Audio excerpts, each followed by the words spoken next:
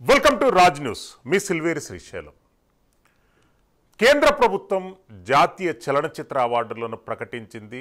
2024 సంవత్సరానికి గాను 2022 డిసెంబర్ 31 వరకు ఎన్నైతే సెన్సార్ సర్టిఫికేషన్ పూర్తి చేసుకున్నాయో ఆ సినిమాలకు కేటగిరీలో 300 సినిమాల నామినేషన్లకు తీసుకొని 11 మంది జ్యూరీ సభ్యులు ఈరోజు అవార్డులు ప్రకటించారు. ఆశ్చర్యకరంగా తెలుగు చలనచిత్రానికి ఒక్క అవార్డు కూడా దక్కలేదు. ప్రాంతీయ కోటాలో కార్తికేయ 2 ఒక సినిమాకు మాత్రమే అవార్డు లభించింది. గత సంవత్సరం ఏకంగా 12 అవార్డులు దక్కించుకున్నటువంటి తెలుగు చిత్ర పరిశ్రమ ఒక్క అవార్డు కూడా రాకపోవడంతో నిరాశ నిస్పృహలతో డైరెక్టర్లు కానివ్వండి, నిర్మాతలు కానివ్వండి ఆవేదన వ్యక్తం చేస్తున్నారు. జాతీయ అవార్డులు ప్రకటించినటువంటి సినిమాలు మెసేజ్ ఓరియంటెడ్గా లేకుండా సమాజానికి విఘాతం కలిగించే విధంగా ఉన్నాయి. వాటి మెసేజ్లు కానివ్వండి, కేజీఎఫ్ కానీ, కాంతార కానీ ఎలాంటి అంశాలను వాళ్ళు ప్రమోట్ చేయాలనుకుంటున్నారో, జ్యూరీ సభ్యులు ఎలాంటి అంశాలను కన్సిడరేషన్లోకి తీసుకున్నారనేటటువంటి దానిపై సత్వరం విమర్శలు వినొస్తున్నాయి. దేశవ్యాప్తంగా ఒక రకంగా ఉంటే తెలుగు చలనచిత్ర పరిశ్రమ గత 80 సంవత్సరాల నుండి తమకంటూ ఒక ప్రత్యేక స్థానాన్ని కొనసాగించుకుంటూ వస్తుంది. తెలుగు చిత్ర పరిశ్రమకు ఉన్నటువంటి పేరు, తెలుగు చిత్ర పరిశ్రమలో కొనసాగుతున్నటువంటి ల్యాండ్ మార్క్ చిత్రాల నిర్మాణానికి గాను సరైనటువంటి గుర్తింపు లభించలేదంటని చెప్పి సినీ ప్రేమికులు ఆవేదన వ్యక్తం చేస్తున్నారు. ఈరోజు రాజ్ న్యూస్ స్పెషల్ డిబేట్లో మనతో పాటు కస్తూరి శ్రీనివాస్ గారు, ప్రముఖ సినీ డైరెక్టర్, మనకు లైవ్లో అందుబాటులో ఉంటారు. శ్రీనివాస్ గారు, ఎట్లా చూస్తారండి? అంటే ఈ కొద్దిసేపటి క్రితమే కేంద్ర ప్రభుత్వం జాతీయ అవార్డులను ప్రకటించింది.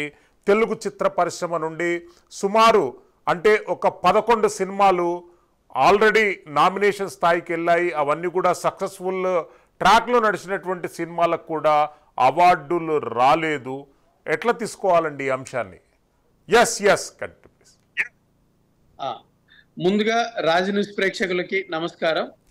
మీరు అన్నట్టు కొంచెం నిరాశ అనేది తెలుగు ప్రేక్షకులకు ఉన్నా కూడా మాలాంటి కళాకారులు ఏంటనంటే మన సినిమా అనేది ఎక్కడి నుంచి వచ్చినా కూడా అదొక సంతోషం అనేది ఉంటుంది. కన్నడ కానీ, ఇటు మలయాళం కానీ ఎక్కువగా వచ్చాయి, ఇటు తమిళ్ కానీ. అయితే వాళ్ళు ఈ జ్యూరీ మెంబర్స్ ఎక్కువ ప్రజాదరణ పొందింది ఎస్పెషలీగా ఫిక్షన్ ఆర్ నాన్ ఫిక్షన్, కొంచెం మైథాలజీ తర్వాత హిస్టరీకి సంబంధించిన ఎక్కువ మూవీస్ ని కొంచెం తీసుకున్నారని తెలుస్తుంది. At the same time budget wise గా కూడా, నేషనల్ వైజ్ గా కూడా అన్ని ప్రాంతాలలో ఆడిన సినిమా. ఇప్పుడు ప్రాంతీయ దాంట్లో కూడా కార్తికేయ రావడానికి రీజన్ ఆ కృష్ణుడు ఎపిసోడ్ అనేది కొంచెం నార్త్ ఇండియాలో చాలా హెవీగా వెళ్ళింది కాబట్టి అది కొంచెం మన కార్తికేయ 2 కూడా వచ్చిందని అనుకోవాలి. ఇంకా కాంతారా, కేజీఎఫ్ మీరు అన్నట్టు వైలెన్స్ అనేది ఎక్కువ ఉన్నది, అలాంటి దానికి ఇచ్చారు. మెసేజ్ ఓరియంటెడ్ లేదు అని అంటే నిజంగా ప్రస్తుతానికి 90% ప్రేక్షకులు అలాంటివే కోరుకుంటున్నారు. అది అలాంటి కథలనే దర్శకులు, రైటర్లు ఆలోచిస్తున్నారు. అలాంటివి తీయడానికే నిర్మాతలు కూడా ముందుకు వస్తున్నారు. సో ఒక అవార్డు బేస్డ్ అనేది పక్కన పెడితే కంప్లీట్ గా రెవెన్యూ ప్లస్ ప్రజలకి ఏది ఎక్కువగా రీచ్ అయ్యే సబ్జెక్టులు ఎంచుకుంటున్నారు అని. కాంతారా తర్వాత అందరు కాంతారా టైపే ఫిక్షన్ అనేది తీసుకున్నారు. ఇప్పుడు నెక్స్ట్ మనకి వచ్చే తీసుకోండి, కల్కికి చాలా అవార్డ్స్ వస్తాయి మనకి. సరే, దాంట్లో కూడా చిన్నవి మన స్టోరీ పరంగా మన గ్రంథాల్లో ఉన్నాయి, చిన్నవి ప్రాబ్లం వచ్చినాయి అని కాంట్రవర్సీ అనేది వచ్చినా కూడా ప్రజాదరణ పొందడానికి కల్కి కానీ, తర్వాత మళ్ళీ ప్రభాస్ గారు ఇంకో మూవీకి కానీ ఎక్కువగా అవార్డ్స్ వచ్చే అవకాశం ఉంటుంది. మేజర్ గా నిర్మాతలు అనేది, డైరెక్టర్లు అనేది, రైటర్లు అనేది ఆడియన్స్ ఏవి ఎక్కువ ఎంచుకుంటున్నారు, ఏవి ఎక్కువ ఇష్టపడుతున్నారు అనే బేస్ చేసుకొని మాత్రమే ఫిక్షన్ ఆర్ నాన్ ఫిక్షన్ కొన్ని గ్రంథాల నుంచి తీసుకొని అలాంటివి బడ్జెట్ ఎక్కువ అయినా పర్వాలేదు, ఎక్కువ టైం టేకింగ్ అయినా పర్వాలేదు, గ్రాఫిక్స్ బేస్డ్ అయినా పర్వాలేదు అని తీయడానికి ముందుకు వచ్చారు. ఈసారి జ్యూరీ సభ్యులు మాత్రం అలాంటి ఎంచుకున్నారేమోనని నా అభిప్రాయం అన్న. ఎస్ శ్రీనివాస్ గారు, అంటే తెలుగు చలనచిత్ర రంగం కానివ్వండి, అంటే 2022 ప్రాంతంలో సంచలనాత్మకమైనటువంటి చిత్రాలు ఎన్నో రూపొందించారు. Art oriented, message oriented, informative ఓరియంటెడ్గా చాలా సినిమాలు, అంటే మీరు కూడా డైరెక్టర్గా ఎన్నో సినిమాలకు డైరెక్షన్ వహించుంటారు. అంటే కావలసినటువంటి ఇన్ఫర్మేషన్ ప్రోత్సాహం ప్రభుత్వం నుండి లభించినప్పుడు మీరు ఫీల్డ్లో ఎట్లా పనిచేస్తారు? అది మాత్రం కరెక్ట్. ఎందుకనంటే ఒక నిర్మాత అనేది ఇప్పుడు 3000 మంది మన ప్రొడ్యూసర్ కౌన్సిల్లో ఉన్నారు. మనం చాలా డిబేట్లో అదే డిస్కస్ చేసాం. బట్ ఆ 3000 మంది నిర్మాతలు ఒక నిర్మాతగా సినిమాకి బడ్జెట్గా ఎంటర్ అయినప్పుడు వాళ్ళు వ్యాపార దృష్ట్యే చూస్తారు. అంతేగాని నాకు మెసేజ్ ఓరియంటెడా లేదనంటే దీనివల్ల నలుగురు మారతారా అనేది కాకుండా నేను పెట్టిన రూపాయి నాకు ఏ విధంగా రిటర్న్ వస్తుంది, నాకు ఎక్కువ ప్రజాదరణ ఎలా పొందుతుంది అనేదే ఫస్ట్ పాయింట్ ఆఫ్ వ్యూలో చూసేది. ఒక దర్శకుడు కథ చెప్పినప్పుడు నాకు రిటర్న్స్ ఏంటి, నాకు కావాల్సిన డబ్బుకి రిటర్న్స్ ఏంటిది అనేది ఎక్కువ కోణం గురించి ఆలోచిస్తున్నారు. కాబట్టి ఇప్పుడు లాస్ట్ టైం పుష్పకు వచ్చినప్పుడు కూడా మీరు అన్నట్టు చాలా కాంట్రవర్సీ అయింది. బట్ అక్కడ నేషనల్ లెవెల్లో తీసుకునేది ఒక ఐకానిక్ స్టార్ అనేది ఒక నార్మల్ నిజంగా ఒక స్మగ్లర్గా ఎలాగా యాక్టింగ్ చేస్తాడు, దాన్ని నిజంగా స్మగ్లర్ దాంట్లో ఇన్వాల్వ్ అయితే ఎలా ఉంటుంది అనే కోణాన్ని తీసుకున్నారు తప్ప దాన్ని జనాలకి ఒక రాంగ్ వేలో వెళ్తుందా అని అనడానికి ఆస్కారం లేదు. సినిమా అనేది జ్యూరీ మెంబర్కి అనేది ఉన్న రిస్ట్రిక్షన్స్ అనేది ఉంటుంది. వన్స్ సెన్సార్ అయిపోయినాక ఇంకా దానిలో రిస్ట్రిక్షన్స్ మెసేజ్ ఓరియంటర్లు ఇలాంటివి ఏమి ఉండవు. సెన్సార్లోనే మనకున్న బైలాస్ అనేది ఏమన్నా సమాజానికి ఇబ్బంది చేస్తుందా అనే ఉద్దేశంతో అక్కడ ఉన్న డిస్కషన్ తోటి బయటకు వచ్చేస్తుంది. వన్స్ సెన్సార్ అయిపోయినాక ఇంకా ఏ గవర్నమెంట్ కానీ ఎవరిది కానీ కాంట్రవర్సీ అనే దాన్ని పట్టించుకోదు. సో నిర్మాతకు వచ్చేసరికి మాత్రము ఎస్ నాకు ఒక ఈ మోడల్ని ఇలాగ నేను రూపుదిద్దితే దీన్ని ఎక్కువగా నేషనల్ లెవెల్లో నాకు బడ్జెట్ వచ్చే అవకాశం ఉంటుంది అని ఆ ప్యాషనేట్ తోటి దర్శకుడు తీసినప్పుడు ఈ జ్యూరీ మెంబర్లకు వెళ్ళినప్పుడు మాత్రం సినిమా డ్యూరింగ్ పీరియడ్లో మేము ఎక్కువ దృష్టి పెట్టుకో. ఎందుకంటే అవార్డు బేస్డ్ తోటి చేసేది మనీ రాకపోవచ్చు, సమ్ టైమ్స్ ఓన్లీ మనీ కోసం తీసినే సమ్ టైమ్స్ అవార్డ్స్ రావచ్చు. సో ఆ ఉద్దేశంతో మాత్రమే తప్ప ఇంకా మరో ఉద్దేశంతో కాదు. ఎస్, అంటే కాంతారా, కేజీఎఫ్, బ్రహ్మాస్త్ర, PS1 వీటన్ని సినిమాలకు అవార్డుల పంట పండింది. ఈ 4 సినిమాలలో కూడా ఇతివృత్తాంతం సందేశాత్మకంగా లేవు. అవి సమాజానికి ఒక రకమైనటువంటి అంటే పూర్తిగా కాకుండా కానీ ఒక రకమైనటువంటి చెడు ఆలోచనను స్ప్రెడ్ చేసేటటువంటి అవకాశాలు ఉన్నాయి. వాటిని జ్యూరీ కన్సిడరేషన్లో 11 మంది జ్యూరీ సభ్యులు ఉన్నారు. ఏ అంశాలను పరిగణలోకి తీసుకొని అవార్డులను ప్రకటిస్తారు? అసలు టోటల్ నేచర్ ఆఫ్ అవార్డు సెలక్షన్కి ఎట్లా ఉంటుంది శ్రీనివాస్ గారు? ఎస్, జనరల్ గా సెన్సార్ వరకే ఆ సినిమా యొక్క రిస్ట్రిక్షన్. సమాజానికి ఏమైనా ఖర్చు ప్రాబ్లం అవుతుందా లేదనంటే నిజంగా దీనివల్ల కొంచెం మారే ఇబ్బంది ఉందా అని అనేది ఓన్లీ సెన్సార్ వరకే. ఒక సెన్సార్ లో ఉన్న చాలా మంది కమిటీలు ఉంటాయి, డిఫరెంట్ సోషల్ రెస్పాన్సిబిలిటీ నుంచి వచ్చే వాళ్ళు, ఫ్రీగా చేసేవాళ్ళు. అక్కడ కమిటీ సభ్యులు అనేది ఏవేవైతే డైలాగ్స్ పరంగా కానీ విజువల్ పరంగా కానీ రిస్ట్రిక్షన్స్ ఉంటే అక్కడ వన్స్ కట్ చేసినాక ఇంకా దాని మీద ఎక్కువ రిస్ట్రిక్షన్స్ జ్యూరీ మెంబర్స్ కు ఉండవు. సో ఆ జ్యూరీ మెంబర్స్ కి ఉన్న రిస్ట్రిక్షన్స్ ఏంటి అని అంటే ఎక్కువ ప్రజాదరణ పొందింది అన్ని హంగులని 24 క్రాఫ్ట్స్ లో ఒక విజువల్ గా చూసినప్పుడు నిజంగా నేను ఇన్స్పైర్ అయ్యాను, నిజంగా నాకు సంథింగ్ అనిపించింది అనే కేటగిరీ దాంట్లో వీళ్ళు ఏ కేటగిరీలో అప్లై చేశారు, ఎక్కువ ప్రజాదరణ పొందిందనా, ఎక్కువగా మనం విజువల్ గా చూసినప్పుడు మనం ఎక్కువగా ఇన్వాల్వ్ అయి ఉన్నామనా, అలాంటి కేటగిరీ దాంట్లో వీళ్ళు అప్లై చేసిన దాన్ని బట్టి తీసుకుంటారు. ఇప్పుడు కాంతారా అనే దానికి తీసుకుంటే నిజంగానే అన్ని భాషలలో చాలా బాగా ఆడింది. అంటే 90% పర్సన్స్ దానికి రివ్యూస్ కానీ చూసిన వాళ్ళు కానీ తర్వాత మన ఓటీటీలో వచ్చినాక కూడా చాలా కొన్ని కోట్ల వ్యూస్ చూడడానికి రీజన్ ఏందనంటే దాన్ని నచ్చింది నచ్చకపోతారు అనేది పక్కన పెడితే విజువల్ వండర్ గా అనేది చాలా మంది దాన్ని ఇన్స్పైర్ అయ్యారు. ఆ క్లైమాక్స్ రూపంలో అయితే చాలా మంది రివ్యూస్ రూపంలో నేను కూడా దాంట్లో ఇన్వాల్వ్ అయిపోయి ఆ బ్లడ్ ప్రెషర్ అనేది పెరిగిపోయింది అని అన్న లెవెల్లో. At the same time KGF, ఇంకా తమిళ సినిమా మణిరత్నం గారిది అయితే హిస్టారికల్, ఒక తమిళియన్స్ సో వాళ్ళు మరుగున పడిన ఒక హిస్టారిక్ అనేది బయటికి తీసుకురావడం వల్ల దాన్ని ఎక్కువ మంది ప్రజాదరణ పొందింది అనే దాని మీదనే. జ్యూరీ సభ్యులకు మాత్రం రెస్ట్రిక్షన్ ఓన్లీ వాళ్ళు సబ్మిషన్ చేసిన ఆ 10 సినిమాల కేటగిరీల్లో ది బెస్ట్ ఏది అంతే తప్ప ఇది సమాజానికి చెడా మంచా అనేది జ్యూరీ సభ్యులకు రిస్ట్రిక్షన్ ఉండదు. శ్రీనివాస్ గారు, జానీ మాస్టర్ కు ఉత్తమ కొరియోగ్రాఫర్ అవార్డు రావడం జరిగింది. అదేవిధంగా కార్తికేయ 2 మూవీకి ప్రాంతీయ చలనచిత్రాల విభాగంలో తెలుగు ప్రాంతీయ విభాగంలో బెస్ట్ మూవీగా, అంటే కార్తికేయ 2 కూడా చరిత్రలో ఒక రకమైనటువంటి ఒక కోణాన్ని చూపించాలనుకున్నారు. కానీ అది కూడా పైన హైప్ డిఫరెంట్గా ఉంది. అటువంటి సినిమాలు సెలక్షన్ అప్పుడు ఎలాంటి ఇంపార్టెన్స్ ఇస్తున్నారు? జానీ మాస్టర్కు కూడా తెలుగు చలనచిత్రాల కొరియోగ్రఫీ చేసినందుకు కాకుండా ఇతర భాషా సినిమాలకు కొరియోగ్రఫీ చేసిన దానికి అతని సెలక్షన్కి వచ్చిందనేటటువంటి ఓ కాంట్రవర్సీ జరుగుతుంది. ఎట్లా స్పందిస్తారండి దీనిపై? నిజం. ఇక ఇప్పుడు కార్తికేయ సినిమా వరకు అయితే ఒకటి ఏంటంటే సెన్సార్ వేసినప్పుడు డిస్క్లైమర్ లో ఇవి ఎలాంటి గ్రంథాలను కానీ ఎవరి మనోభావాలను కానీ దెబ్బతీసే విధంగా లేవు అని డిస్క్లైమర్ వేస్తాం కాబట్టి ఇంకా దాని కాంట్రవర్సీ లాగా అనేది ఉండదు.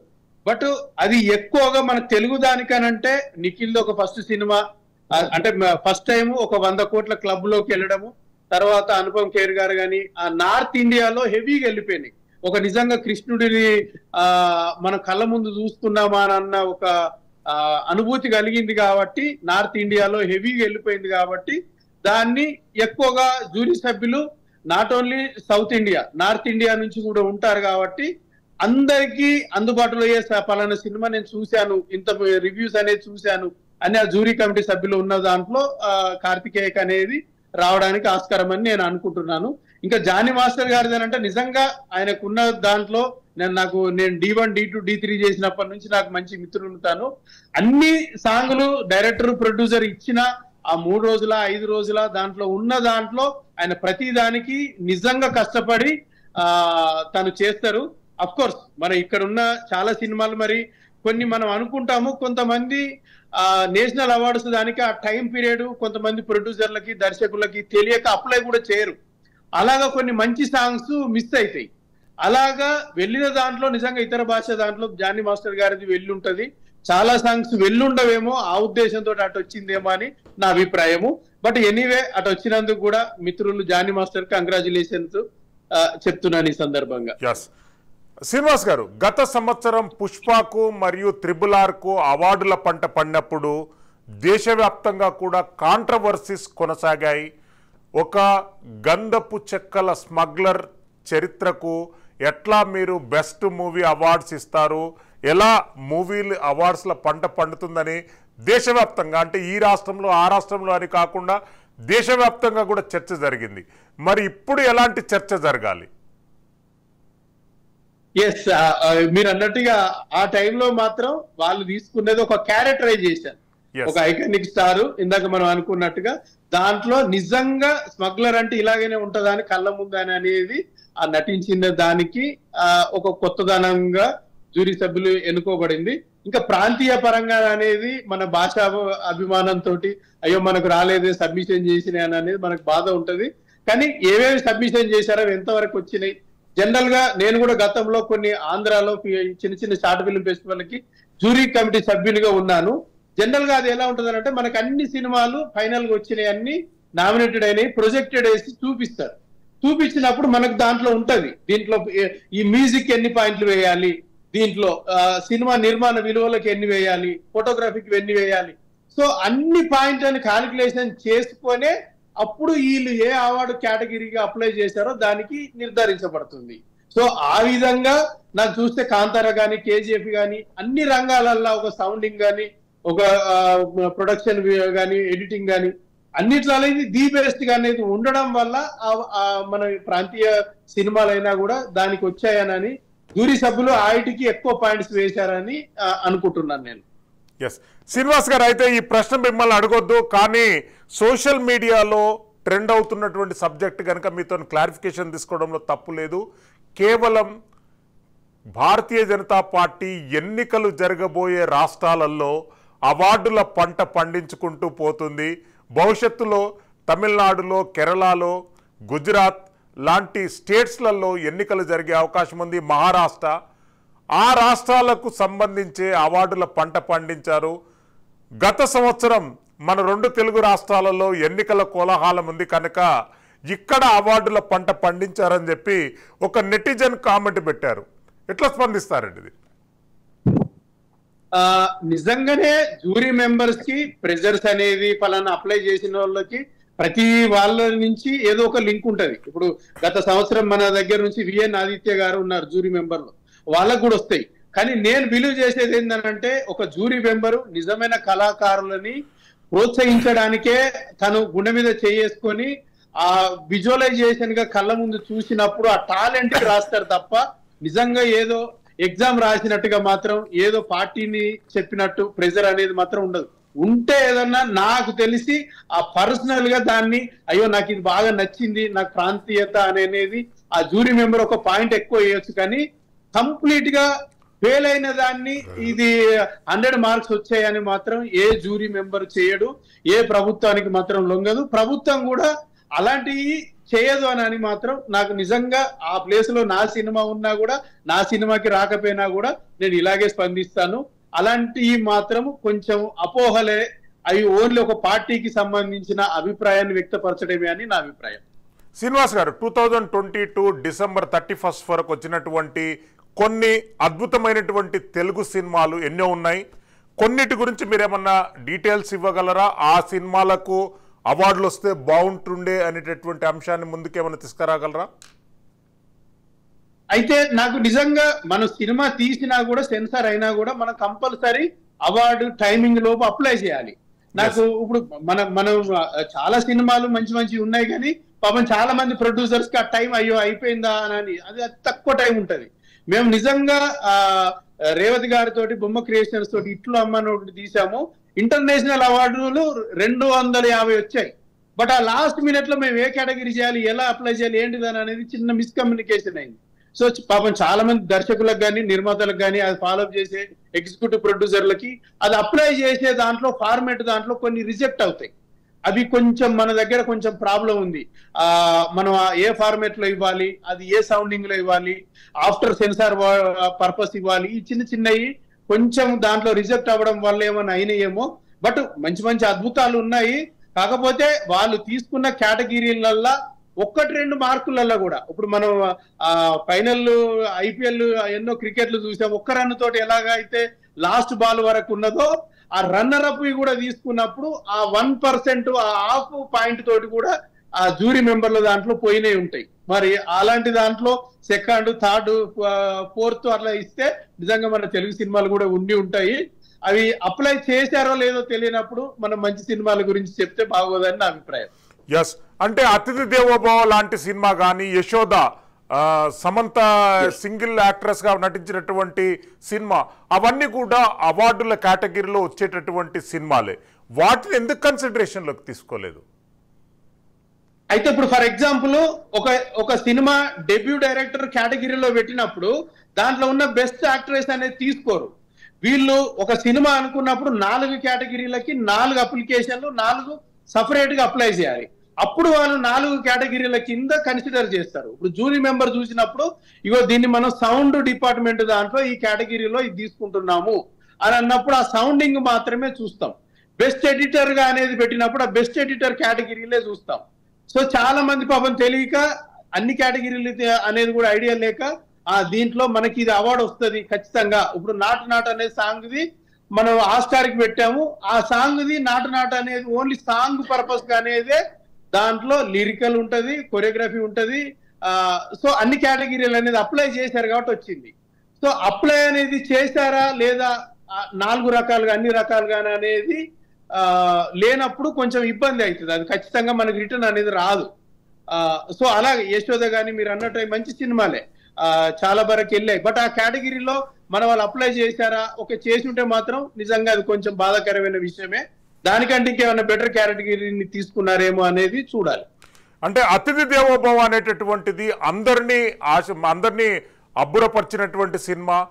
చిరంజీవి గారి ఆచార్య కానివ్వండి, బొమ్మల కొలువు కానివ్వండి, ఇవన్నీ ఆర్టిస్టిక్ వ్యూలో నిర్మించినటువంటి సినిమాలు, కమర్షియల్ బేస్గా నిర్మించినటువంటి సినిమాలు కావు. వాటికి ఎందుకు ఆదరణ లభించలేదు ప్రభుత్వం దృష్టిలో? అయితే ఇప్పుడు మనకి అంటే నేను చెప్పినటువంటి ప్రతి సినిమా కూడా నామినేషన్ లోకి వెళ్ళినటువంటి మూవీస్, యశోద కానివ్వండి, అతిథి దేవోభవ కానివ్వండి, ఆచార్య కానివ్వండి, బొమ్మల కొలువు కానివ్వండి, ఇవన్నీ జాతీయ అవార్డుల కోసం అప్లికేషన్ చేసుకున్నటువంటి సినిమాలు. అదే మనకి ఇప్పుడు దాంట్లో రివ్యూ దాంట్లో వాళ్ళు రేపు పబ్లిక్ డొమైన్ లో అన్ని పెట్టేసేస్తారు. దేంట్లో ఏ బేస్ మీద తీసుకున్నారు కన్సిడరేషన్ జ్యూరీ మెంబర్స్ అనేది. బట్ ఒక్కొక్కసారి చెప్పాను కదా, జ్యూరీ మెంబర్స్ కి కొన్ని రిస్ట్రిక్షన్స్, అవి మాత్రమే వాళ్ళు అంటే ప్రజాదరణ అనేది మెయిన్ బేస్ లాగా తీసుకొని మిగిలిన నిర్మాణ విలువలతో పాటు యాక్టింగ్ ఇవన్నీ కేటగిరీలు తీసుకుంటారు. బట్ వీళ్ళు ఎన్ని కేటగిరీలలో అప్లై చేశారు అనేది మాత్రం ఉంటే జూరీ మెంబర్స్ అయితే ఎట్టి పరిస్థితులలో 100% న్యాయం చేస్తారని అనుకుంటున్నాను. ఏదో పార్టీలకు ఇంకో దానికో కాంట్రవర్సీ అయితే చేయరు అని అనుకుంటున్నాను. నిజంగా అలా చేసినప్పుడు మాత్రం నిజంగా ఒక అవార్డ్స్ అనేది ఇంకా భవిష్యత్తులో ఎవరికి డబ్బులు ఉంటే వాళ్ళే కొనుక్కోవచ్చు, ఎవరికి రికమెండేషన్ ఉంటే వాళ్ళే తీసుకునేది ఉంటే అలాంటి దానికి అవార్డ్స్ కూడా దానికి విలువ లేదు. ఎస్పెషల్లీ న్యాయంగానే జరిగింది అని అనేసి మాత్రం ఒక సినిమా ప్రేమికుడిగా సినిమా టెక్నీషియన్ గా నమ్ముతున్నాను. శ్రీనివాస్ గారు, ఒకవేళ ఫిక్షన్ కథాంశంగా ఫిక్షన్ టెక్నికల్ అంశంగా భావిస్తే మనకు 2022 సెప్టెంబర్ అక్టోబర్ పరిసర ప్రాంతంలో విడుదలైనటువంటి బింబిసారా సంచలనాత్మకమైనటువంటి సినిమా, దానికి కూడా అవార్డుల కేటగిరీలలో రాకపోవడం అంటే విభాగాలు ఎలా క్లాసిఫికేషన్ చేశారంటారు అవార్డుల ఎంపికకు? నిజం, ఇది మాత్రం ఒకవేళ నాకు తెలిసి దాన్ని డెబ్యూ డైరెక్టర్ కింద ఏమన్నా తీసుకొని ఉంటారు. ఎందుకంటే వశిష్ఠ ఇప్పుడు మా దర్శకుల సంఘంలో మా కొలీగే, తను మా వైస్ ప్రెసిడెంట్. బింబిసారా అద్భుతమైనటువంటి సినిమా అండి. బింబిసారా తీసుకున్నటువంటి సినిమా అయితే అదే అంటే ఏమైనా డెబ్యూ డైరెక్టర్ల కేటగిరీలో పెట్టారా? అన్ని కేటగిరీలు పెడితే ఏదన్నా ఒకటి మాత్రం రావాలి. దాంట్లో చాలా మంచి మ్యూజిక్ ఉంది, చాలా మంచి ఫోటోగ్రఫీ ఉంది, చాలా మంచి స్క్రీన్ ప్లే ఉంది, చాలా మంచి డైలాగ్స్ ఉన్నాయి, చాలా మంచి దర్శకత్వ ప్రతిభ ఉంది. కళ్యాణ్ రామ్ గారు కూడా డ్యూయల్ రోల్ అనేది చాలా అద్భుతంగా చేశారు. నిజంగా అన్ని కేటగిరీలు మాత్రం దాంట్లో చాలా ఎక్స్ట్రాడినరీగా ఉంటది. అది ఒక్కటి మాత్రం బింబిసారా వీళ్ళు అప్లై చేసి ఉంటే మాత్రం ఎక్కడో చిన్న మైనస్ అయితే జరిగిందనే భావించాలి. ఎస్ శ్రీనివాస్ గారు, Raj news special debate continue అవుతుంది. రాజ్ న్యూస్ స్పెషల్ డిబేట్ లో ఓ చిన్న break. Will be back soon. Keep watching Raj news.